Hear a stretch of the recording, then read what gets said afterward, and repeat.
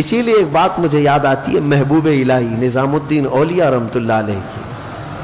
کیا آپ سے ایک مرید نے پوچھا کہ حضور کبھی کبھی گناہ کرنے کی اجازت تو ہونی چاہیے, کبھی کبھار گناہ کرنے کی اجازت دی جائے. آپ نے کہا کیوں نہیں, بالکل ہونا چاہیے. اب تو مرید صاحب چوڑے ہو گئے, پیر صاحب کہہ رہے ہیں ہاں ہو سکتا ہے, اجازت مل سکتی ہے. کہا حضور بتائیے تو صحیح کب کریں. کہا 2 شرطیں ہیں, جب بھی گناہ کرنا ہو 2 شرطیں ہیں میری طرف سے, یاد رکھ لینا. کہا بتائیے جلدی. محبوب الہی نے فرمایا جب کبھی گناہ کرنے کا ارادہ ہوا تو اللہ کی سلطنت سے باہر جا کے کرنا, ایسی جگہ جانا جہاں اللہ کی سلطنت نہ ہو, وہاں جا کے گناہ کرو. ایک شرط یہ ہے. اس نے کہا حضور ایسی جگہ کہاں ہے, ایسی جگہ ہے اللہ کی سلطنت سے خارج ہو کر کے جو گناہ کرنا ہے کر لو.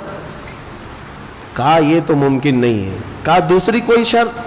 محبوب الہی نے کہا ہاں ایک اور شرط ہے, گناہ کرنے کی خواہش ہو تو اس وقت گناہ کرنا جب تیرا رب غافل ہو, تیرا رب سو رہا ہو.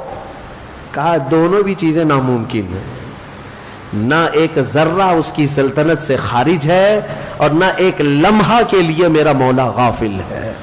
لا اللہ لا الہ الا هو الحی القیوم لا تأخذہ سنۃ ولا نوم. وہ اللہ ہے جس کو نہ اونگ آتی ہے نہ نیند آتی ہے. مولا تعالیٰ ایک لمحے کے لیے بھی غافل نہیں تم سے. تب پھر اس نے کہا کہ حضور یہ دونوں ناممکن ہے.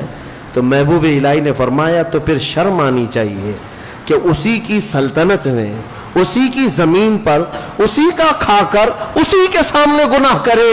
اس سے بڑی بے باکی کیا ہو سکتی ہے, اس سے بڑی بے باکی کیا ہے.